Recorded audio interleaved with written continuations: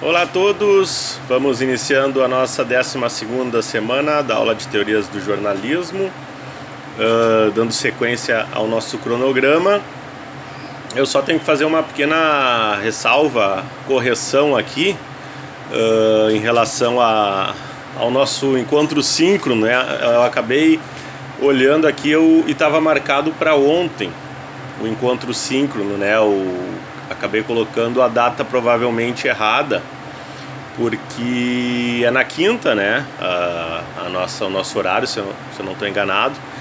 E aí eu acabei botando dia 27, na quarta, né? Então talvez alguém tenha entrado, enfim, eu estava programando para hoje, mas como no plano tá dia 27, passou, e eu estou postando o vídeo agora, né, há pouco tempo do horário, então a gente adia para a semana que vem, né? Dia 2 é feriado, e no dia 3 eu vou mudar aqui, então fica para o dia 3. Se alguém eventualmente tiver alguma dúvida, claro, se vocês tiverem dúvidas em relação aos artigos, vocês podem me contatar, né, a qualquer momento, para tirar qualquer dúvida. Então no dia 3, aí vocês têm ainda 2 semanas até o fim do prazo da entrega da avaliação 4, né, que é a entrega do ensaio ou artigo. Então a gente faz esse encontro síncrono na semana que vem, então dia 3, né, na quarta-feira, e aí a gente, você tem 2 semanas para encerrar o trabalho, mas claro, vocês podem sempre enviar a qualquer momento perguntas, dúvidas, etc.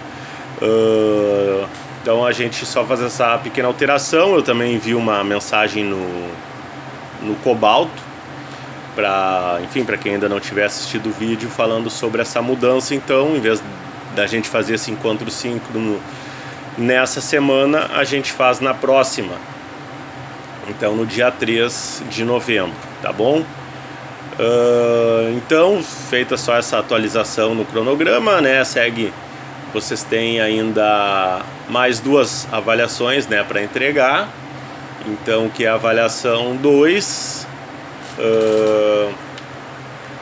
que é os resumos dessas últimas aulas, que inclui a de hoje e a da próxima semana, que aí vocês vão entregar no dia 10, até o dia 10, e o ensaio ou artigo que vocês já entregaram a primeira versão, vocês entregam a versão final, então, lá no dia 17 de novembro, e as outras 2 primeiras vocês já fizeram, e aí a gente finaliza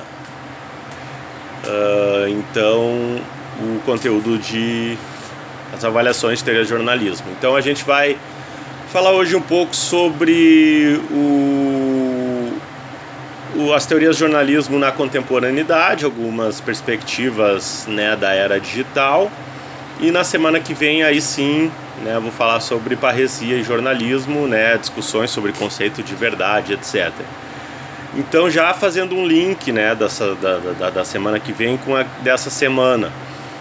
Como a gente falou lá no início, as teorias de jornalismo, elas né, partem a partir de pesquisa, né, às vezes trazendo conceitos de outras áreas, como a administração, no caso da teoria organizacional, como da psicologia, no caso da espiral do silêncio, etc. Algumas mais focadas realmente no jornalismo, como o newsmaking, enfim, essas teorias todas clássicas que a gente viu, mas claro, elas sempre são atualizadas, né?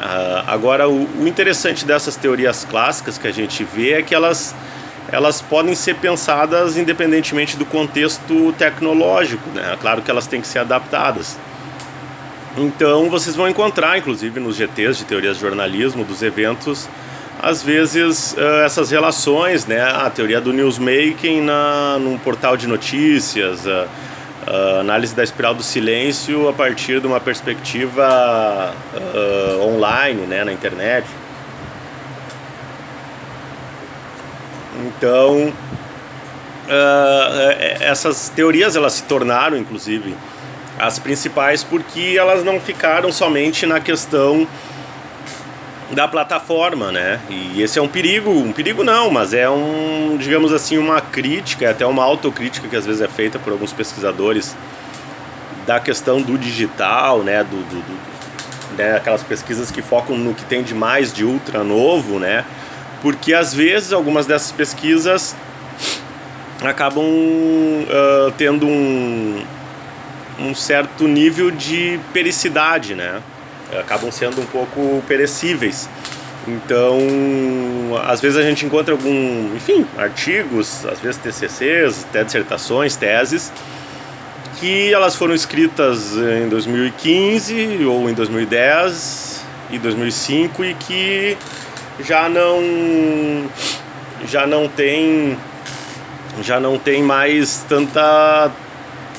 perdeu a validade, né? Porque mudou muito então uma das características das teorias do jornalismo, inclusive pensando em autores contemporâneos, é a questão de ideias, né, e de aspectos que vão às vezes para o lado da psicologia ou da administração ou enfim de outros aspectos que vão permanecer, né, que por mais que a tecnologia mude, né, são conceitos e ideias que valiam, algumas tanto lá para o período que se tinha rádio, TV impresso, né, não se tinha internet, quanto posteriormente. Tanto é que tem livros aí como Opinião Pública, do Walter Lippmann, de 1922, que é pré-rádio, né, só se tinham impresso, e mesmo assim as ideias, os conceitos, porque diz respeito ao ser humano, né, então algumas questões superam a questão temporal, a questão do desenvolvimento tecnológico. Um pouco é como a gente fala às vezes dos clássicos da literatura, né? Tem aquelas obras que são super atuais, apesar de serem escritas num contexto histórico e de tecnologia e de desenvolvimento econômico e social bem anterior, né? Por exemplo, Guerra e Paz, do Tolstói, né, pode ser lido hoje, mas os dramas, os romances, as intrigas, a relação da sociedade com a questão política, no caso Napoleão, os princípios não são muito diferentes dos de hoje, né? Então é possível ler várias obras clássicas da literatura e que tem uma atualidade que impressiona, né? Principalmente quando as pessoas não estão acostumadas muito a ler esses clássicos ou algumas obras, né? Tem algumas obras que superam, né, a questão temporal. Então, e outras não, né? Outras são mais perecíveis, assim, sob o ponto de vista de que, por exemplo, hoje pegar um TCC que vai analisar a parte técnica, ou um TCC, ou uma dissertação, um livro, enfim, que vai pegar a parte técnica do tempo do Orkut, né?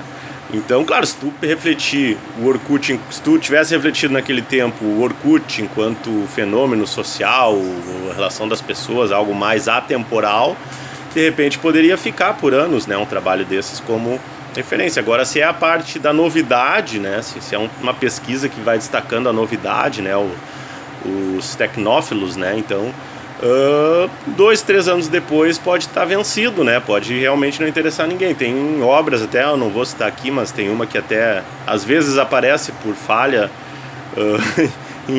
até em bibliografias de concurso, que trata do jornalismo online digital lá de 1999, 2000, 2001, 2002, né? Que são obras técnicas praticamente, que falam sobre códigos, questões de informática, que de 20 anos atrás está totalmente superado.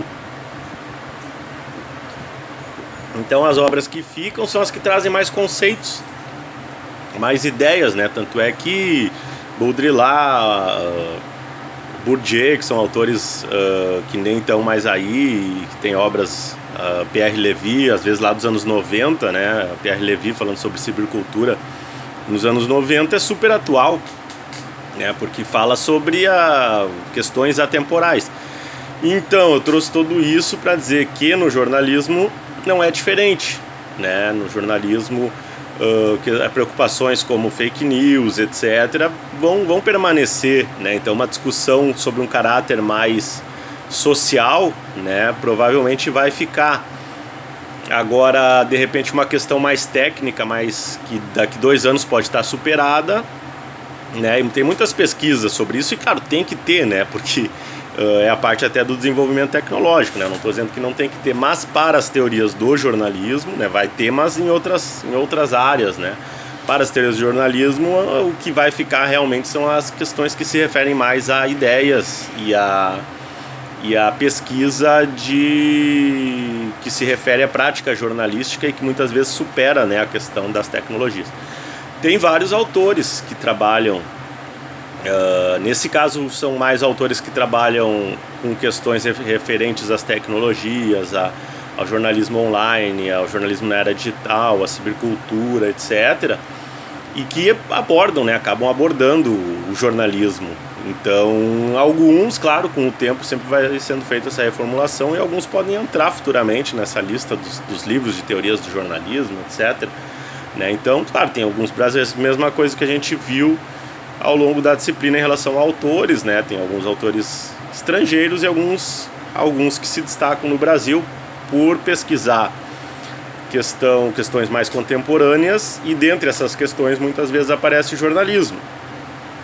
E uma delas, né, vocês têm o próprio contato e a professora do próprio curso, né, a professora Raquel Recuero, que é referência, né, no Brasil, né, em relação às mídias sociais, às tecnologias, e principalmente essas relações que a gente falou também de relações humanas, né, dentro desse contexto digital, né. Então, né, aproveitem também, né, as aulas e claro, vocês podem aí pensar as perspectivas que ela traz enquanto autora, né, e também enquanto professora, e puxar, né, às vezes mais para a prática jornalística mesmo, né, e para fazer essa relação com as teorias do jornalismo, né. Então é a primeira referência assim que eu gostaria de citar, né, como autores contemporâneos, né, que tratam sobre essas questões, principalmente voltadas para as perspectivas digitais, né. Tem outros no Brasil, o Alex Primo, da URGS também, vai trabalhar com cibercultura, com o conceito de interação, né, nas redes sociais, na internet. O Marcos Palacios, também professor da Federal da Bahia. Enfim, tem vários, André Lemos, Vivian Bellocchio da Unipampa, né, do Campo São Borja da Unipampa. Enfim, tem vários autores espalhados aí, né, pelo país, que pesquisam já há um bom tempo, né. O professor Eduardo Pelanda também, eu fui aluno dele na pós-graduação, no mestrado, no doutorado, que é também um dos grandes pesquisadores e que tem um contato e uma parceria de intercâmbio muito bom com o MIT, né, dos Estados Unidos. Eu cheguei a participar de um projeto quando eu estava no mestrado, em parceria da PUC com o MIT, que eles enviaram celulares iguais a esses que a gente tem hoje, na época ninguém tinha, e a gente distribuíram para os alunos. Era um projeto integrado entre alunos da pós e da própria graduação, né, e a gente saiu com esses celulares para captar conteúdos, né. Era uma ideia inicial de jornalismo cidadão, né, lá em 2009, se eu não estou enganado. Então, ninguém tinha, né, não tinha esses celulares que tem câmeras para filmar, para fazer vídeo, né, e a gente pegou aquele material em primeira mão, né, vindo dos Estados Unidos. Então, claro, é isso que eu falei, de repente um artigo que destacasse aquilo enquanto uma novidade, né, lendo hoje, 10 anos depois, poderia se dar risada até, né, mais ou menos como quando surgiu a TV, quer dizer. Então, já de repente uma pesquisa que era o que era feito, né, pensando mais na mudança das relações sociais, de se encontrar, ideias do estar junto na era digital, o presencial versus a distância, e agora está mais em voga ainda essa discussão com a questão do isolamento, etc. Se antecipou, né, muito do que talvez iria começar a rolar daqui a um tempo, se antecipou, como por exemplo como algumas escolas trabalham com a opção de fazer à distância ou presencial, de assistir aula em vídeo, a mesma aula que está sendo dada lá na sala de aula na escola, etc. São questões que provavelmente talvez fossem começar a ser pensadas daqui, sei lá, 8, 9, 10 anos, e se antecipou em razão da pandemia, né? Então, as teorias vão se preocupar com isso, o próprio jornalismo, né? Então aquela nossa própria orientação de preferir a entrevista presencial, etc., claro, segue valendo, tem outro texto, tem outras possibilidades de observar o jeito do entrevistado falar, o tom de voz, enfim. Mas até se ganhou essa possibilidade, se antecipou mais essa tendência de fazer muito mais entrevistas, às vezes por chamada de vídeo, do que presencial, o que não tira a questão da experiência de estar no lugar, né, como algo enriquecedor no jornalismo. O mesmo vale para congressos, né? Congressos Intercom, Compós, etc., né? Como é que vai ser depois, né, que realmente tiver a situação se normalizado, vai se manter, meio que aquela coisa das tecnologias como algo sem volta, não tem como tu voltar atrás quando tu já deu um passo, né? Tu inventa uma tecnologia, tu desenvolve, não tem como desinventar, né? Então, de certa forma, é bem provável que os congressos mesmo, comecem a oferecer as duas possibilidades, assistir tanto no online quanto no presencial, enfim. Então é justamente essas discussões assim que surgem, né? O professor Juremir Machado da Silva tem uma visão crítica, muito influenciado pelos franceses, que também vou citar algum deles aqui. Tem o livro dele que é A Sociedade Medíocre, que é bem interessante. Ele levanta vários pontos, né, como se fossem parágrafos, em que cada parágrafo ele desenvolve ideias no formato da Sociedade do Espetáculo do Guy Debord, né, dos anos 60, do Guy Debord, que se tornou um clássico da sociologia, da comunicação, etc. E o Juremir, claro, um pesquisador muito aprofundado, né, nas teorias e nos autores franceses, trouxe em 2000 e lá para 2016, 2017, né, a questão de fazer essa relação, né, da sociedade do espetáculo do Guy Debord, falando em sociedade medíocre de agora, né, a cultura do meme, etc. Então é bem interessante. Enfim, há várias possibilidades, né, de se analisar e de se pensar. Então tudo que se tem aí, tem N artigos falando sobre fake news, etc. Eu selecionei um para colocar para vocês aqui, que foi apresentado na Associação Brasileira de Pesquisadores em Jornalismo, mas eu peguei o do Encontro Nacional de Jovens Pesquisadores em Jornalismo, que foi escrito por alunos de graduação com a orientação do professor, né? O professor da professora Daniela Costa Ribeiro, então, né, da Faculdade Anísio Teixeira, porque é interessante para vocês se inspirarem mesmo, né, vendo produções de outros alunos de outros cursos de graduação. E vocês também podem, né, escrever esses artigos e pode ser utilizado por professores de outras universidades, né, tem a orientação também de um professor, né, e vai falar justamente sobre isso, pós-verdade e fake news, o jornalismo na contemporaneidade, né, que é mais ou menos o que a gente está trazendo, pensando aqui nas teorias do jornalismo, né? Então é interessante vocês lerem, porque faz toda aquela recuperação contextual, histórica, e faz essa reflexão sobre o contemporâneo. E as fake news, que é talvez o principal ponto de preocupação hoje dos pesquisadores de jornalismo, né? É um desafio não só para o jornalismo, mas para toda a sociedade, as fake news, e no contexto digital, né? Porque estudando história do jornalismo, óbvio, a gente vê que fake news na verdade é uma prática antiga, né? Mas que ela também vem numa amplitude maior do que foi, né? Do que foi no passado.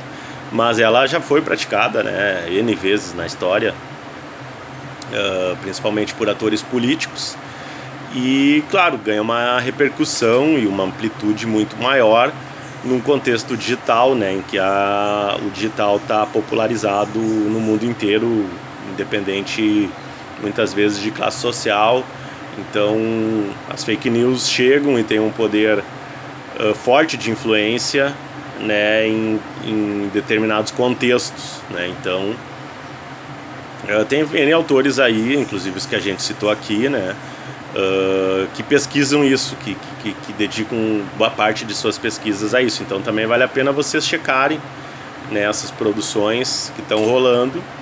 E internacionalmente, né, tem duas escolas muito fortes, né, com estilos diferentes, né, para se pensar esse contexto. Eu vou falar aqui pós-moderno, né, apesar de que o conceito renderia uma discussão à parte com vários autores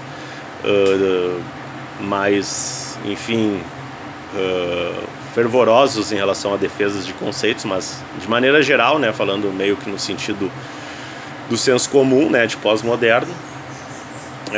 Essa escola, então, é uma escola francesa, principalmente com autores franceses, né, aí entra Dominique Volton, Pierre Lévy, esses autores todos aí que o professor Juremir trabalha muito, o Edgar Morin, que vão pensar questões filosóficas, né? Então muitos vão pensar Michel Maffezoli, vão pensar as tecnologias, mas não, claro, aí é função de quem pesquisa jornalismo trazer esses autores para o jornalismo, né? Mas são autores que tratam da questão das relações sociais mais sob um ponto de vista da sociologia, pensando nas alterações que esses fenômenos causam, né, entre as pessoas, né, nas suas relações sociais.